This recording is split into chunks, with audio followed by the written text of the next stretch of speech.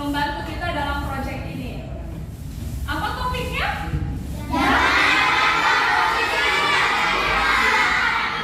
Di antara kita. Jadi nanti harus ingat ya kan, nanti kalau ada dari sekolah lain tanya, kalian buat proyek apa gitu kan? Buat proyek tentang jangan ada korupsi di antara kita. Ya. Jadi tujuan proyek kita nanti adalah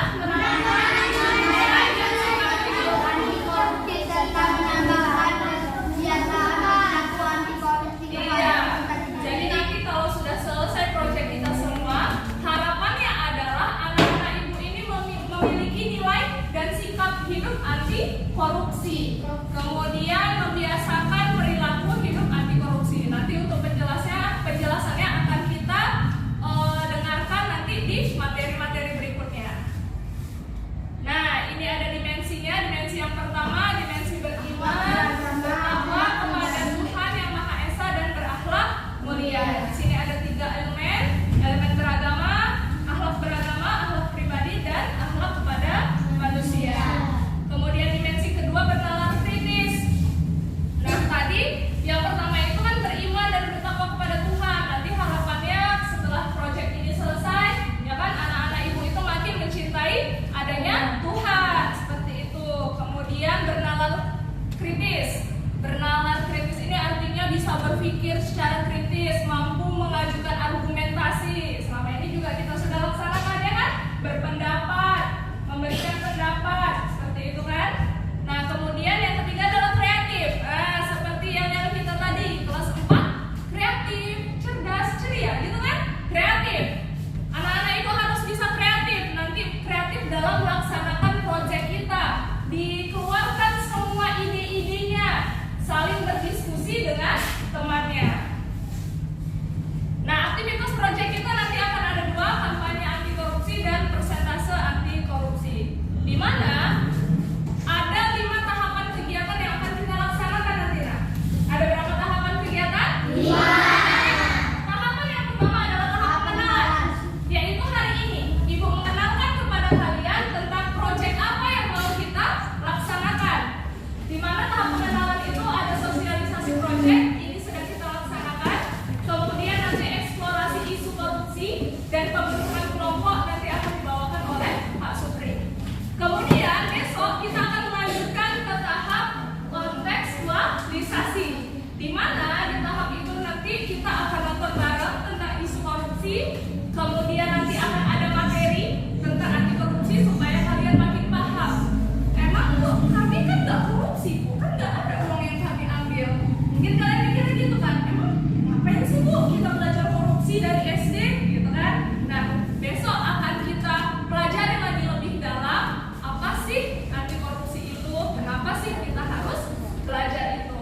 Kemudian besok kita juga akan ada studi kasus. Nah, ini nanti studi kasus Ibu akan memberikan sebuah masalah, kemudian kalian nanti akan memberikan tanggapan bagaimana tentang masalah itu.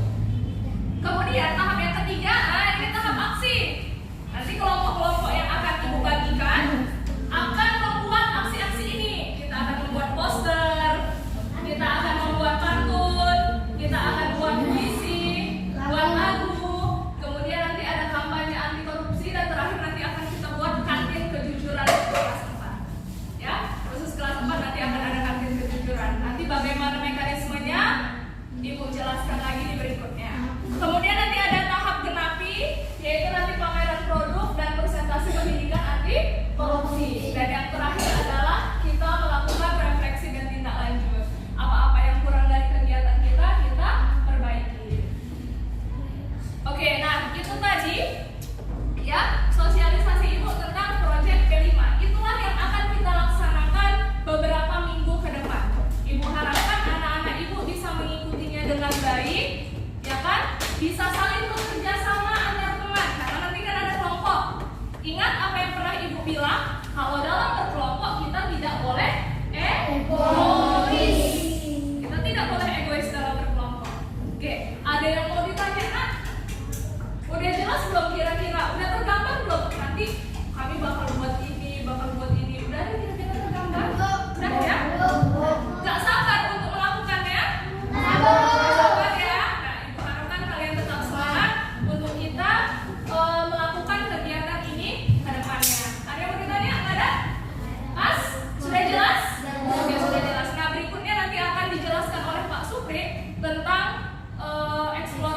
isu dan nanti pembagian kelompok selanjutnya akan dijelaskan oleh Pak Sopri.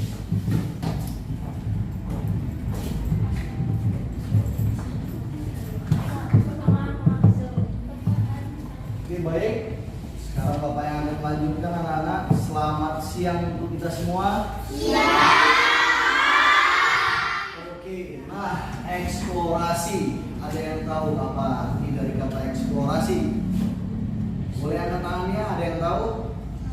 Oke, eksplorasi itu artinya kita menggali atau mencari tahu apa sih yang sebenarnya dimaksud dengan kata korupsi. Sering ya anak-anak semua dengar korupsi ya? Sering baca kata korupsi, baik itu dalam koran atau melihat berita, mendengar cerita-cerita tetangga, orang tua tentang korupsi. Pernah dengar ya? Tapi kita tahu nggak apa artinya korupsi? Tahu, tapi susah menjelaskannya. Rafael, ada lagi yang lain? Ada yang tahu? James? Nggak tahu? Oke, Bapak bantu ya. Korupsi. Nah, korupsi itu artinya adalah suatu tindakan yang berbohong atas dasar untuk mementingkan dirinya sendiri dan merugikan orang lain. Itu yang dimaksud dengan korupsi. Jadi arti kata korupsi itu tidak hanya berkaitan dengan uang. Bukan masalah uang. Contohnya kita buatlah namanya si Ucok. Cok, belikan dulu mama sayur, Cok. Harga sayurnya 500. Cuma dibilangnya sama mamanya, Mak, harga sayurnya 700. Nah, itu artinya si Ucok sudah iya. Nah, itu satu contoh kasus. Dan yang tadi Bapak bilang juga, korupsi itu tidak berkaitan sama uang. Ada juga tentang pekerjaan. Apalagi di lingkungan sekolah ini. Contoh kasus yang nyata, piket. Setiap hari kita udah ada jadwal piket ya? Sudah ada nama-namanya. Dari A siapa, terus B gitu kan. Nah, contoh kita ambil si Egi sama si Cikal. Mereka satu kelompok di dalam piket satu hari. Nah, contoh gini ya, contohnya si Egi dia mau korupsi. Korupsinya gini, Cikal, angkatkanlah kursinya, diangkat Cikal. Habis itu masuk lagi si Egi, Cikal, tolonglah dulu, apakan dulu sampahnya itu dibawa dia kutipin. Terakhir ujung-ujungnya yang bekerja siapa? Cikal. Yang diuntungkan di situ siapa? Yang dirugikan siapa? Berarti itu masuk kategori korupsi atau tidak? Korupsi. Nah itu iya, korupsi tenaga dianya. Benar. Jadi korupsi itu intinya korupsi tidak berarti berurusan dengan bisa waktu dan bisa tenaga. Oke, itulah sisi banyaknya tentang korupsi. Itu gambaran kecilnya. Nah, kita lanjut ya. Oke, untuk kegiatan kita yang tadi sudah dijelaskan oleh Bu Rahma yang sebanyak 5 fase ya, 5 kegiatan. Nah, di sini kita akan bagi kelompok. Ayo bagi kelompoknya ini, dilihat temannya satu kelompoknya, perhatikan contoh si Atahila. Ingat nih, temannya siapa aja dalam kelompok 1? Iya, Rafael di kelompok 2, di kelompok 3 dan kelompok 4. Ingat, di dalam kerjasama kelompok ini, di sini kita juga bakalan tahu ini. Di sini juga mungkin, tapi jauh-jauh mungkin akan timbul yang namanya sikap-sikap korupsi. Contohnya nih, kita ada ini. Kita memiliki peraturan di dalam kerjasama kelompok. Yang pertama, bertutur bahasa yang baik dan sopan.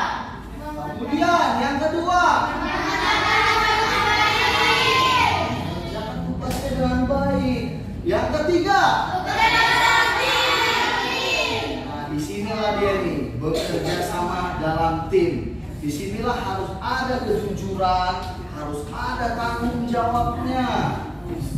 Tidak ada yang merasa dia yang paling pintar. Tidak boleh. Berikan kepercayaan sama teman-temannya, saling mendukung di dalam bekerja sama untuk menyelesaikan tugas kelompoknya. Dan yang keempat, memberikan kesempatan temannya untuk berbicara. Karena pada dasarnya, pada saat kerja kelompok, kita dituntut untuk kreatif. Jangan pernah hentikan atau batasi kekreatifan temannya. Contohnya nanti si Jaki, dia ada ide yang brilian, cuma karena kawan satu kelompoknya nggak mau disahini, dibilang udah nggak usah kasih ide. Nah, itu nggak boleh. Itu nanti kurang yang namanya bekerja sama dalam kelompoknya. Nah, jadi setiap orang yang ada di dalam kelompok harus dan memiliki kesempatan untuk kreatif. Dan yang terakhir, tidak memotong pembicaraan orang lain.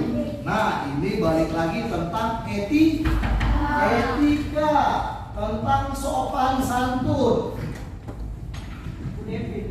Tidak memotong pembicaraan orang lain. Contohnya di dalam kelompok, satu kelompok itu nanti kita buatlah namanya si Ucok lagi nih, si Ucok dia punya ide, si Ucok lagi menjelaskan, oh kita nanti gini ya, setelah gini kita buat ini posternya kita buat kata-katanya yang menarik. Tapi karena si Butet nggak suka sama si Ucok ini, jadi si Butet dipatahkannya lah omongan si Ucok, dipotongnya omongan si Ucok. Itulah yang tidak kita inginkan di dalam kerja sama tim, di dalam kelompok ini. Paham? Bisa dimengerti? Bisa, Pak. Oke. Nah, Bapak rasa cukup sampai di sinilah pemaparan sosialisasi kita tentang korupsi. Apa tadi anak-anak topik kita anak-anak? Apa topiknya? Jangan ada korupsi di antara kita. Oke anak-anak, terima kasih untuk perhatiannya. Selalu jaga kesehatannya, selalu jaga pola makannya. Baik, oke? Terakhir Bapak tutup, terima kasih. Selamat siang semua.